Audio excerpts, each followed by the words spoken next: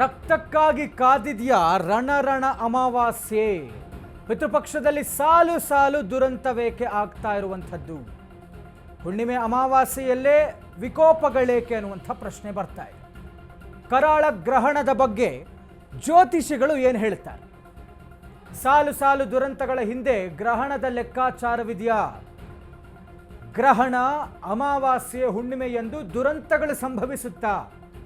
ರಕ್ತ ಚಂದ್ರಗ್ರಹಣದ ಬೆನ್ನಲ್ಲೇ ಸಾಲು ಸಾಲು ಅವಘಡಗಳಾಗ್ತಾ ಇದ್ದಾಗ ಚಂದ್ರಗ್ರಹಣಕ್ಕೂ ಅಪಘಾತ ಸಾವು ನೋವಿಗೂ ನಂಟಿದ್ಯಾ? ಗ್ರಹಣ ಅಮಾವಾಸ್ಯೆ ಹುಣ್ಣಿಮೆ ಫಲಗಳು ಏನಿರುತ್ತೆ? ದುರಂತಗಳ ಬಗ್ಗೆ ಜ್ಯೋತಿಷ್ಯ ಶಾಸ್ತ್ರಜ್ಞರು ಏನು ಹೇಳುತ್ತಾರೆ? ಇದೆಲ್ಲವೂ ಕೂಡ ಪ್ರಶ್ನೆ ಉದ್ಭವವಾಗ್ತಾ ಇದೆ. ಈಗ ಆಗ್ತಾ ಇರೋದೆಲ್ಲವೂ ಕೂಡ ಇತ್ತೀಚೆಗೆ ಆದಂತಹ ಚಂದ್ರಗ್ರಹಣದ ಪ್ರಭಾವನ. ಹಾಗಾದರೆ ಹುಣ್ಣಿಮೆ ಅಮಾವಾಸ್ಯೆ ಒಳ್ಳೆಯದ ಕೆಟ್ಟದ್ದ? ಕೆಟ್ಟದ್ದೇ ಆಗಿದೆಯಾ ಅಮಾವಾಸ್ಯೆ? ಹಾಗಾದರೆ ಅವತ್ತೇನು ಶುಭ ಕಾರ್ಯ ಮಾಡೋದಕ್ಕೆ ಆಗೋದಿಲ್ವಾ? ಅದು ಯಾವ ಯಾವ ಥರದ ಶುಭ ಕಾರ್ಯಗಳನ್ನು ಯಾವತ್ತು ಮಾಡಬೇಕು, ಮಾಡಿದರೆ ಏನಾಗುತ್ತೆ, ಮಾಡಲಿಲ್ಲವೆಂದರೆ ಏನು ಪ್ರಭಾವ ಬೀರುತ್ತೆ? ಇದೆಲ್ಲವೂ ಕೂಡ ಪ್ರಶ್ನೆಗಳು ಬರ್ತಾ ಹೋಯಿತು. ಎಸ್ ಆನಂದ್ ಗುರೂಜಿ ಅವರೇ, ನೀವು ಹೇಳ್ತಾ ಇದ್ರಿ, ಅರುಣ್ ಗುರೂಜಿ ಅವರೇ ತಾವು ಹೇಳ್ತಾ ಇದ್ರಿ, ಈಗ ಅಮಾವಾಸ್ಯೆ ಅನ್ನುವಂಥದ್ದೇ ಎಫೆಕ್ಟ್ ಬೀಳುವಂಥದ್ದು ಜಾಸ್ತಿ ಅಂತ. ಯಾಕೆ ಅಂತ?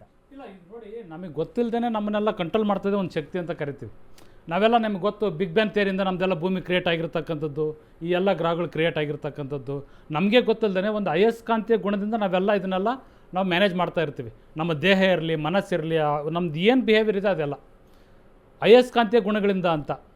ವರಾಹ ಮಹೀರರು ಅಂತ ಅವರು ತುಂಬ ಹಳೆ 4ನೇ ಶತಮಾನ 5ನೇ ಶತಮಾನದಲ್ಲಿ ಬರ್ತಕ್ಕಂಥವ್ರು. ಅವರು ಅವತ್ತಿನ ದಿನದಲ್ಲೇ ಹೇಳ್ತಾರೆ ಹೋರಾಶಾಸ್ತ್ರ ಅಂತ. ಪ್ರತಿಯೊಂದು ಗಂಟೆಗೂ ಒಂದೊಂದು ಗ್ರಹದ ಶಕ್ತಿಯನ್ನು ನಿಗದಿ ಮಾಡಿ ಬರೆದಿರ್ತಕ್ಕಂಥದ್ದು. ಈ ಚಂದ್ರನಿಗೆ ಒಂದು ಸಂಬಂಧಪಟ್ಟಂಥ ಶಕ್ತಿ ಏನಪ್ಪ ಅಂದರೆ, ಈ ಪ್ರೀತಿ ಪ್ರೇಮಗಳಿಗೆ ಸಂಬಂಧಪಟ್ಟಂಥ ವಿಚಾರ ಚಂದ್ರನಿಗೆ, ಪ್ರೀತಿ ಪ್ರೇಮದಿಂದ ನಡ್ಕೊಳ್ತಕ್ಕಂಥ ವಿಚಾರ ಚಂದ್ರನಿಗೆ ನಾವು ನೋಡ್ತೀವಿ. ಅದಾದ ನಂತರ ಮನಸ್ಸಿಗೆ ಸಂಬಂಧಪಟ್ಟಂಥದ್ದು ವಿಚಾರ ನೋಡ್ತೀವಿ.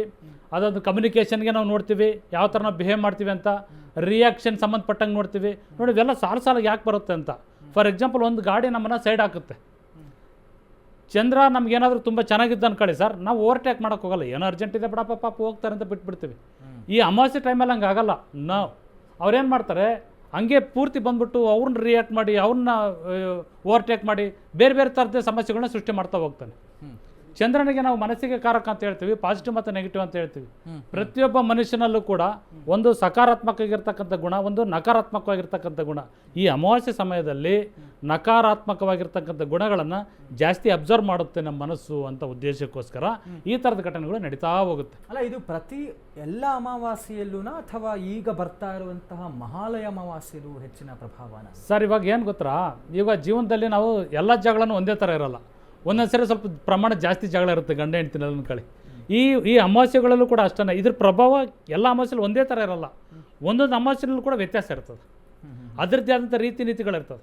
ಸೊ ಈ ಅಮಾವಾಸ್ಯೆನಲ್ಲಿ ಅತಿ ಇಂಪಾರ್ಟೆಂಟ್ ಸೂರ್ಯಗ್ರಹಣ ನಮಗೇನಿಲ್ಲ, ಇಂಡಿಯಾದಲ್ಲಿ ಗೋಚರ ಇಲ್ಲ ಅಲ್ವಾ? ಸೂರ್ಯಗ್ರಹಣ ನಮಗೇನು ಗೋಚರ ಇಲ್ಲ, ಅದಷ್ಟೇ, ಅದೇನು ಸಣ್ಣದೇ, ಅದಕ್ಕೇನು ಸಮಸ್ಯೆ ಇಲ್ಲ. ಸೊ ಈ ಗ್ರಹಣದ ವಿಚಾರಕ್ಕಾಗಿ, ಈ ಒಂದು ಅಮಾವಾಸ್ಯೆ ವಿಚಾರಕ್ಕಾಗಿ ಗ್ರಹಣಕ್ಕೂ ಈ ಅಮಾವಾಸ್ಯೆಗೂ ನಾವು ತಾಳೆ ಹಾಕೋದು ಬೇಡ. ಬಟ್ ಈ ಅಮಾವಾಸ್ಯೆ ಮಾತ್ರ ತುಂಬ ಎಫೆಕ್ಟ್. ಸೊ ಹಾಗಾದ್ರೆ ಇದು ಗ್ರಹಣದ ಆಚೀಚೆಯ ಎಫೆಕ್ಟ್ ಅಂತಾನೆ ಅಥವಾ ಈಗ ಬರ್ತಾ ಇರುವಂಥ ಮುಂಬರುವಂತಹ ಮಹಾಲಯ ಅಮಾವಾಸ್ಯೆ ಎಫೆಕ್ಟ್ ಅಂತ ಹೇಳ್ತೀರಾ? ಮಹಾಲಯ ಅಮಾವಾಸ್ಯೆಯಲ್ಲಿ ಯಾವುದೇ ಅಮಾವಾಸ್ಯೆನಲ್ಲಿ ಅಮಾವಾಸ್ಯೆ ಹಿಂದೆ ಅಥವಾ ಮುಂದೆ ಈ ಥರ ಎಫೆಕ್ಟ್ ಕೊಡ್ತದೆ. ಅದು ಬಂದೇ ಬರ್ತದೆ. ಮತ್ತು ಎಲ್ಲರ ಮನಸ್ಸಿನ ಮೇಲೆ ಪ್ರಭಾವ ಇರ್ತದೆ. ಯಾರ್ದೋ ಒಬ್ಬರು ರಿಯಾಕ್ಟ್ ಮಾಡೋರಿಗೆ ಅದು ಎಫೆಕ್ಟ್ ತೋರಿಸ್ತದೆ. ಸೊ ರಿಯಾಕ್ಟ್ ಮಾಡದಿರೋ ಥರ ನಾವೆಲ್ಲ ಹೋಗ್ತೀವಿ.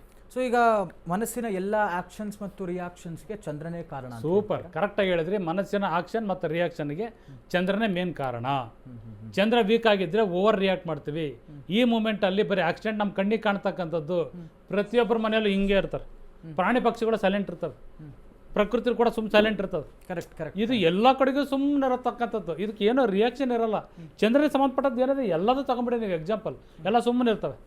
ಇದಕ್ಕೆಲ್ಲ ಸ್ವಲ್ಪ ಮನಸ್ಸಿಗೆ ಹೊಂದ್ಕೋಬೇಕಪ್ಪ ಅಂದ್ರೆ ಏನು ಮಾಡ್ತಾರೆ ಅಂದರೆ, ಈ ಸ್ನಾನಗಳು ಮಾಡೋದು, ಪೂಜೆ ಮಾಡೋದು, ಅಂದರೆ ಮನಸ್ಸು ಏಕಾಗ್ರತೆ ತಗೊಳ್ಳೋದಕ್ಕೆ ಮಂತ್ರಗಳು ಜಪ ಮಾಡ್ತಕ್ಕಂಥದ್ದು ಎಲ್ಲ ಮಾಡ್ತಾರೆ. ಇವೆಲ್ಲ ಮಾಡ್ತಕ್ಕಂಥದ್ದು ಹುಣ್ಣಿಮೆಯಲ್ಲಿ ಜಾಸ್ತಿ ಧ್ಯಾನಗಳು ಜಾಸ್ತಿ ವರ್ಕ್ ಆಗುತ್ತೆ. ಅಮಾವಾಸ್ಯೆನಲ್ಲಿ ಏನು ಮಾಡ್ತಾರೆ, ಅಮಾವಾಸ್ಯೆನಲ್ಲಿ ತುಂಬ ಮುಖ್ಯವಾಗಿರ್ತಕ್ಕಂಥದ್ದು ಅಂದರೆ ಪಿತೃಗಳಿಗೆ ಸಂಬಂಧಪಟ್ಟಂಥದ್ದು ಯಾವುದೇ ಕಾರ್ಯಗಳನ್ನ ಮಾಡ್ತಾರೆ. ಅಮಾವಾಸ್ಯೆ ದಿನ ಆ ಸ್ಟ್ರೈಟ್ ಲೈನ್ ಪಿತೃಲೋಕಕ್ಕೆ ಕನೆಕ್ಟ್ ಆಗುತ್ತೆ ಅಂತ ಹೇಳ್ತಕ್ಕಂಥದ್ದು ಒಂದು ವಾಡಿಕೆ. ಅಮಾವಾಸ್ಯೆ ದಿನ ಮಾಡಿದ್ರೆ ತುಂಬ ಒಳ್ಳೆಯದು. ಪಿತೃಪಕ್ಷದಲ್ಲಿ ಈ ಪಿತೃದೇವತೆಗಳು ಅಂದರೆ ಅವರವರ ಕುಟುಂಬಕ್ಕೆ ಸಂಬಂಧಪಟ್ಟವ್ರು ಸಂಚಾರದಲ್ಲಿ ಇರ್ತಾರೆ ಅಂತ ಕೂಡ ಹೇಳ್ತಾರೆ. ಹೌದೌದೌದು. ಆಮೇಲೆ ಏನಾದರೂ ಎಫೆಕ್ಟ್ಸ್ ಆಗುತ್ತಾ? ಎಫೆಕ್ಟ್ಸ್ ಆಗಲ್ಲ, ಅದು ಎಫೆಕ್ಟ್ಸ್ ಅಲ್ಲ. ಅಲ್ಲ, ಈಗ ಅದು ಅವ್ರ ಮನೆಗೆ ಸಂಬಂಧಪಟ್ಟಿದ್ದು ಹೊರತು ಬೇರೆಯವ್ರಿಗೆ ಏನಾದರೂ ಬೇರೆ ನೋ ಇಲ್ಲ. ಅವತ್ತಿನ ದಿನ ಅವ್ರ ಮನಸ್ಸು ಸರಿ ಇರಲ್ಲ, ಅಷ್ಟೇ ಏಕಾಗ್ರತೆ ಇರಲ್ಲ. ಚಂದ್ರನ ಸಂಬಂಧಪಟ್ಟ ಎಲ್ಲರದು ಇಡೀ ನಮ್ಮ ಎಷ್ಟು ಜನಕ್ಕೆ ಅಮಾವಾಸ್ಯೆ ಆಗುತ್ತೋ ನಮ್ಮ ದೇಶದಲ್ಲಿ ಅವ್ರಿಗೆಲ್ಲರಿಗೂ ಅಮಾವಾಸ್ಯೆ ಇದ್ದವ್ರಿಗೆ ಎಲ್ಲರಿಗೂ ಅದು ಎಫೆಕ್ಟ್ ಇರುತ್ತೆ ಅಷ್ಟೇ. ಈ ಪಿತೃಗಳಿಗೆ ಸಂಬಂಧಪಟ್ಟಂಥದ್ದು ಏನು ಅದ್ರ ಮೇಲೆ ರಿಫ್ಲೆಕ್ಷನ್ ಇರಲ್ಲ. ಕೆಲವು ಸರಿ ಏನಾಗ್ತದ, ಪಿತೃಗಳು ಯಾಕೆ ಬೇಕು, ಪಿತೃಗಳ ಪೂಜೆ ಯಾಕೆ ಮಾಡ್ತೀವಿ ಅನ್ನೋದನ್ನ ನಾವು ನಂತರದಲ್ಲಿ ಚರ್ಚೆ ಮಾಡೋಣ. ಈಗ ಸದ್ಯದಲ್ಲಿ ಏನೇನು ಕೆಲಸ ಮಾಡ್ಬೋದು ಅಂದರೆ, ಪಿತೃಗಳಿಗೆ ಸಂಬಂಧಪಟ್ಟಂಥದ್ದು, ಪಿತೃ ಕಾರ್ಯಗಳಿಗೆ ಸಂಬಂಧಪಟ್ಟಂಥದ್ದು ಕೆಲಸ ಮಾಡ್ಬೋದು. ಇದು ಕೂಡ ಸಾಂಪ್ರದಾಯಿಕ ಮಾಡ್ಬೋದು ಅಥವಾ ಶಾಸ್ತ್ರೋಕ್ತವಾಗಿ ಕೂಡ ಮಾಡ್ಬೋದು. ಸಂಪ್ರದಾಯಬದ್ಧವಾಗಿ ಮಾಡತಕ್ಕಂಥವ್ರು ಅವ್ರ ಮನೆಯಲ್ಲಿ ಅವ್ರ ಏನು ಆಚರಣೆ ಇತ್ತು ಅದೇ ಥರ ಮಾಡ್ಕೊಂಡು ಹೋಗ್ತಕ್ಕಂಥದ್ದು, ಶಾಸ್ತ್ರೋಕ್ತವಾಗಿ ಮಾಡ್ತಕ್ಕಂಥ ಅದ್ರದ್ದೇ ಅಂತ ಕ್ರಮ ಇರುತ್ತೆ, ಆ ಥರ ಮಾಡ್ಬೋದು. ಯಾವುದೂ ತಪ್ಪಲ್ಲ. ಇನ್ನು ಎರಡನೇ ವಿಚಾರ, ಲಕ್ಷ್ಮಿಗೆ ಸಂಬಂಧಪಟ್ಟಂಥದ್ದನ್ನ ಪೂಜೆ ಪುನಸ್ಕಾರಗಳು ತುಂಬ ಚೆನ್ನಾಗಿ ಮಾಡ್ಬೋದು ಈ ಅಮಾವಾಸ್ಯೆ ದಿನಗಳಲ್ಲಿ. ಇದಾದ್ಮೇಲೆ ದಾನ ಧರ್ಮಗಳು ಮಾಡ್ತಕ್ಕಂಥದ್ದು, ಈ ಥರ ಪೂಜೆ ಪುನಸ್ಕಾರಗಳನ್ನ ಮಾಡ್ಬೋದು. ಇದಕ್ಕೆಲ್ಲ ಒಳ್ಳೇದು.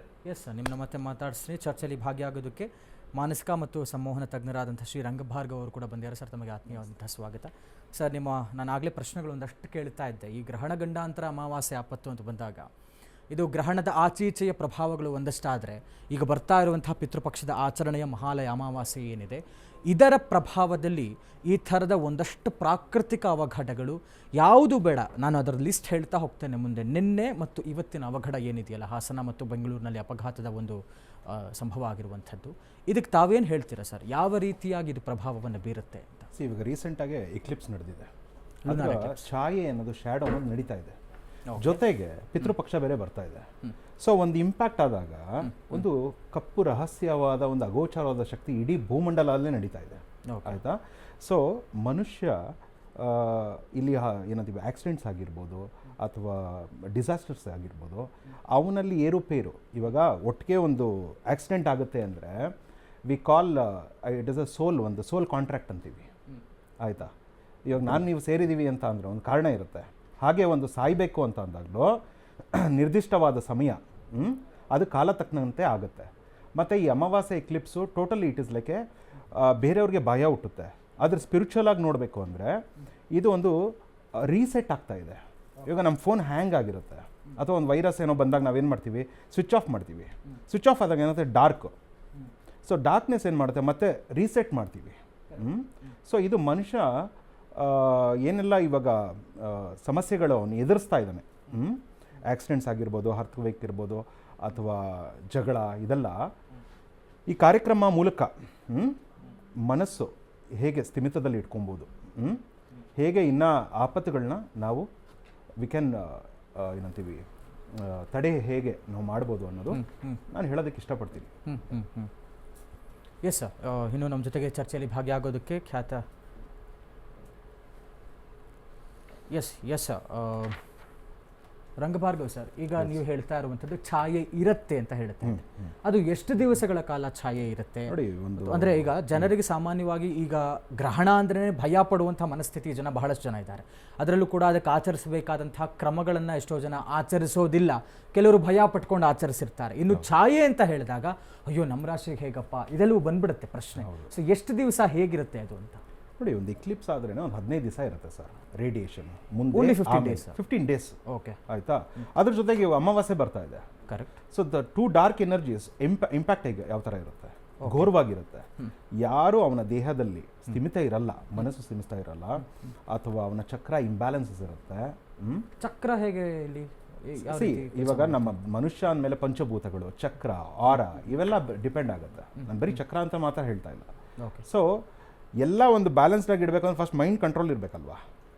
ಇವಾಗ ಫಿಯರ್ ಬೇಸ್ಡ್ ಮಾಡೋವಂಥದ್ದು ಬೇಡ. ನಾನು ಹೇಳೋದು ಭಯಪಟ್ಟು ಅಮಾವಾಸ್ಯೆ ಬರ್ತಾ ಇದೆ, ಗ್ರಹಣ ಬರ್ತಾ ಇದೆ ಅಂತ ನಾವು ಅವೇರ್ನೆಸ್ ತೊಗೊಳ್ಳೋಣ, ಬೆಳಕು ತೊಗೊಳ್ಳೋಣ, ಜ್ಞಾನ ತೊಗೊಳ್ಳೋಣ. ಅದು ತೊಗೊಂಡು ರೀಸೆಟ್ ಮಾಡ್ಕೊಳ್ಳೋಣ ನಮ್ಮನ್ನು ನಾವು. ಹೇಗೆ ಅದು? ಈ ಸಮಯದಲ್ಲಿ ಧ್ಯಾನ ಇದೆ, ಪೂಜೆ ಇದೆ, ಜಪ ಇದೆ.